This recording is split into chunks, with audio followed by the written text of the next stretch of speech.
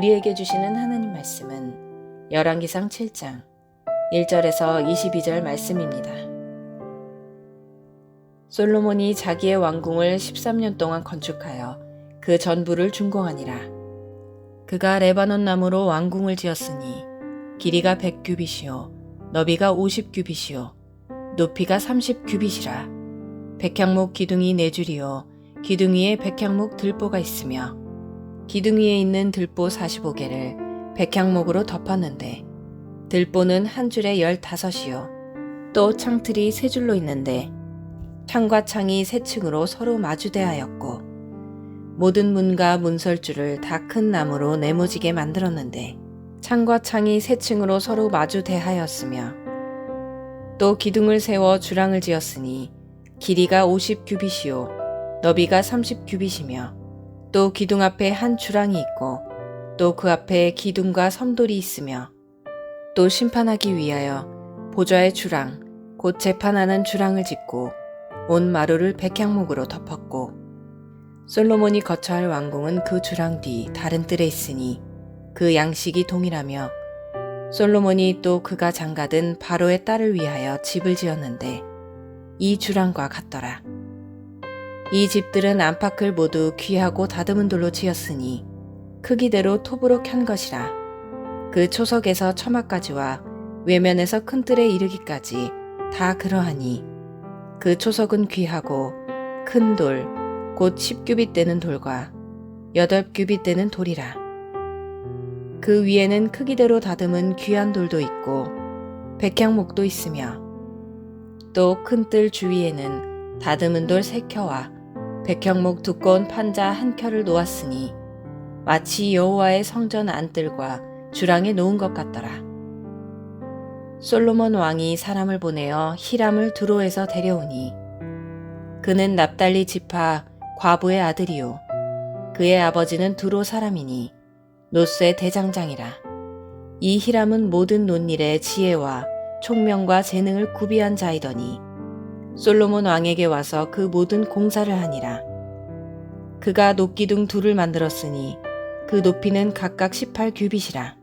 각각 12규빗이 되는 줄을 두를만 하며 또 놋을 녹여 부어서 기둥머리를 만들어 기둥 꼭대기에 두었으니 한쪽 머리의 높이도 5규빗이요 다른 쪽 머리의 높이도 5규빗이며 기둥 꼭대기에 있는 머리를 위하여 바둑판 모양으로 얽은 그물과 사슬 모양으로 따은 것을 만들었으니 이 머리에 7이요 저 머리에 7이라. 기둥을 이렇게 만들었고 또 2줄 석류를 한 그물 위에 둘러 만들어서 기둥 꼭대기에 있는 머리에 두르게 하였고 다른 기둥 머리에도 그렇게 하였으며 주랑 기둥 꼭대기에 있는 머리의 4규빗은 백합화 모양으로 만들었으며 이 2 기둥 머리에 있는 그물 곁 곧 그 머리의 공같이 둥근 곳으로 돌아가며 각기 석류 200개가 줄을 치었더라.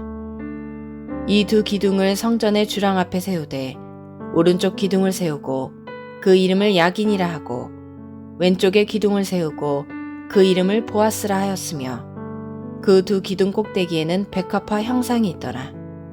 2 기둥의 공사가 끝나니라.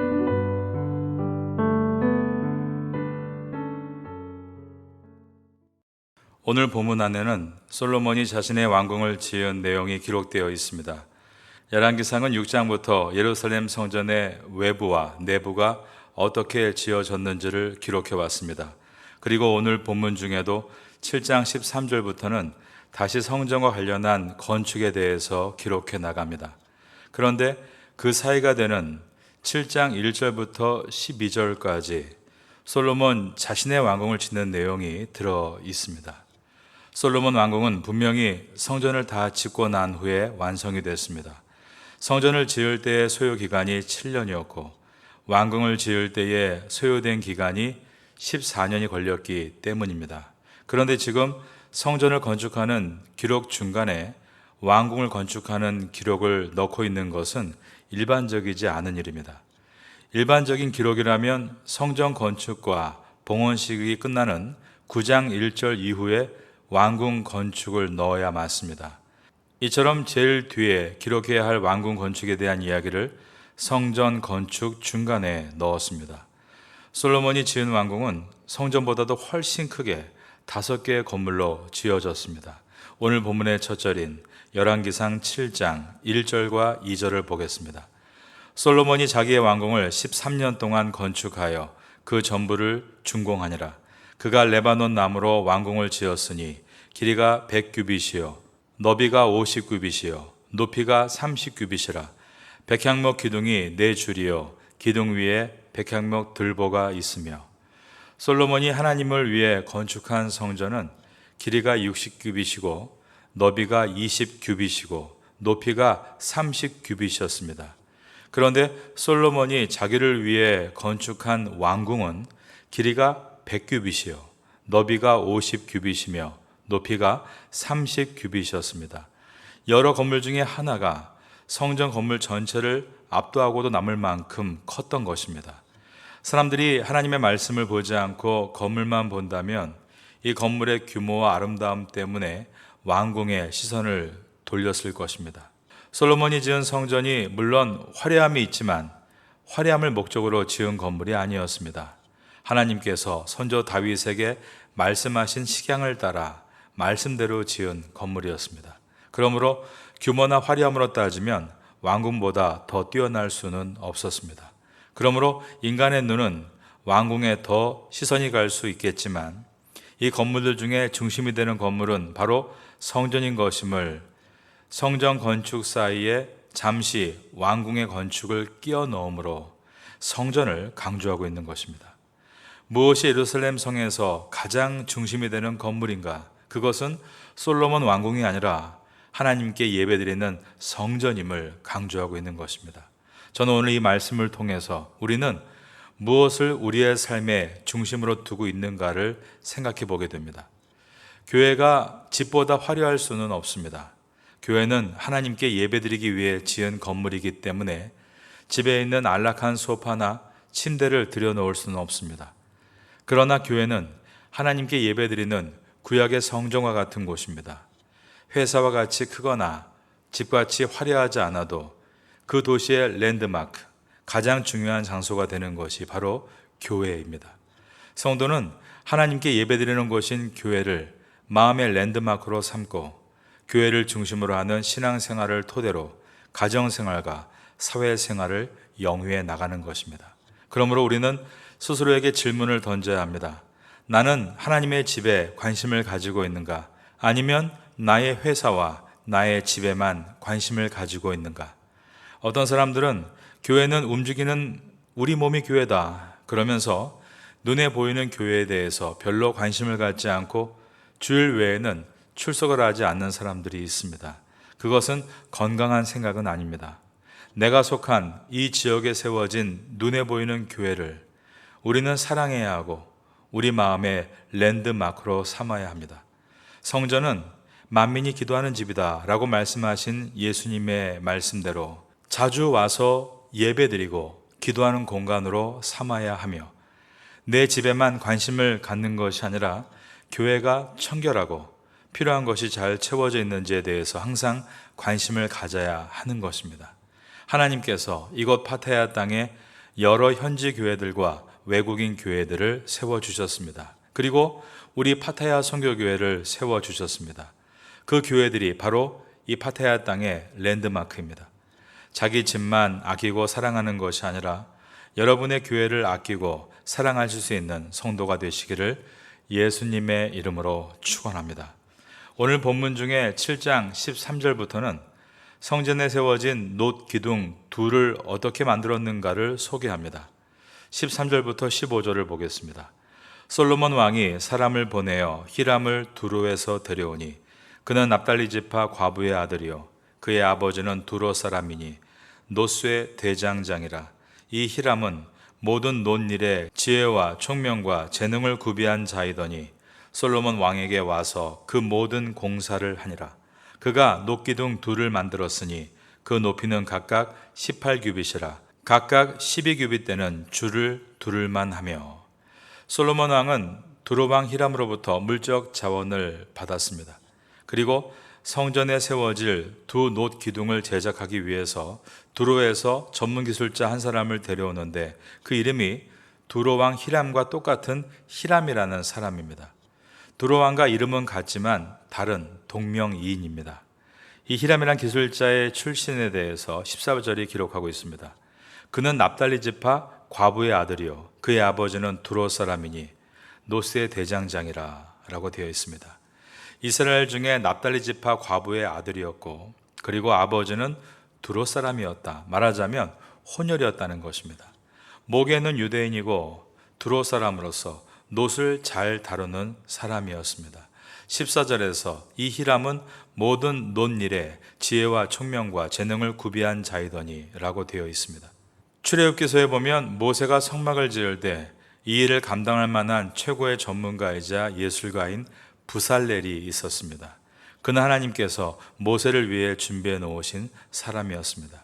출애굽기 31장 1절에서 5절을 읽어드리면 여호와께서 모세에게 말씀하여 이르시되 내가 유다 지파 훌의 손자여 우리의 아들인 부살렐을 지명하여 부르고 하나님의 영을 그에게 충만하게 하여 지혜와 총명과 지식과 여러 가지 재주로 정교한 일을 연구하여 금과 은과 놋으로 만들게 하며 보석을 깔아 물리며 여러 가지 기술로 나무를 새겨 만들게 하리라. 그런데 솔로몬이 성전을 지을 때는 히람이 있었습니다. 그는 납달리 지파 과부의 아들이요 그의 아버지는 두로 사람이니 노스의 대장장이라. 이 히람은 모든 놋일에 지혜와 총명과 재능을 구비한 자이더니 솔로몬 왕에게 와서 그 모든 공사를 하니라. 그는 하나님께서 솔로몬을 위해서 준비해 놓으신 사람이었습니다.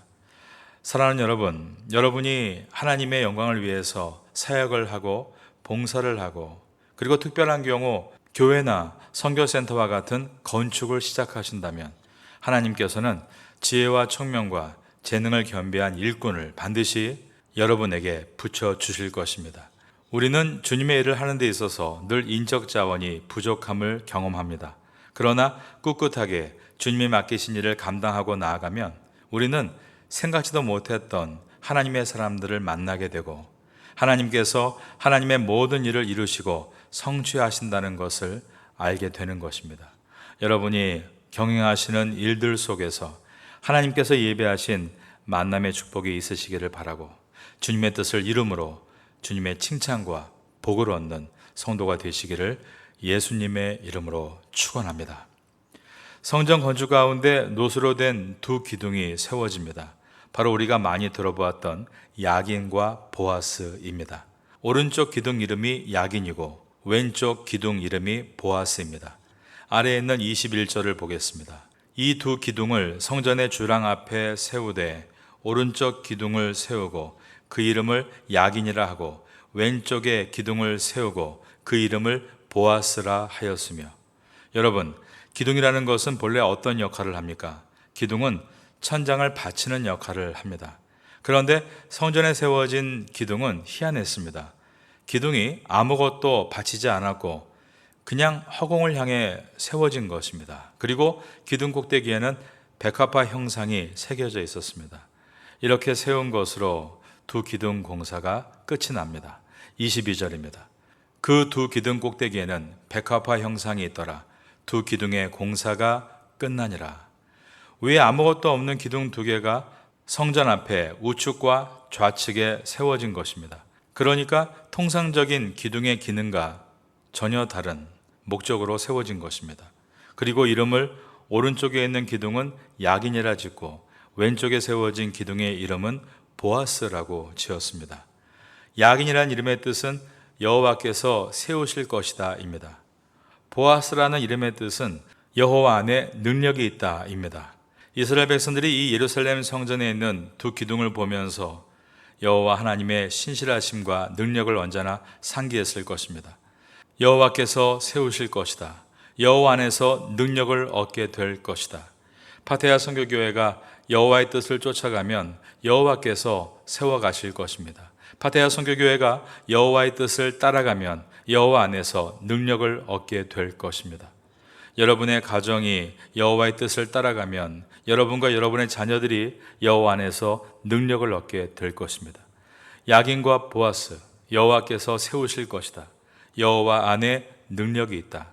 늘 이것을 마음에 새기면서 담대하게 승리해 나가시는 여러분 될 수 있기를 예수님의 이름으로 축원합니다.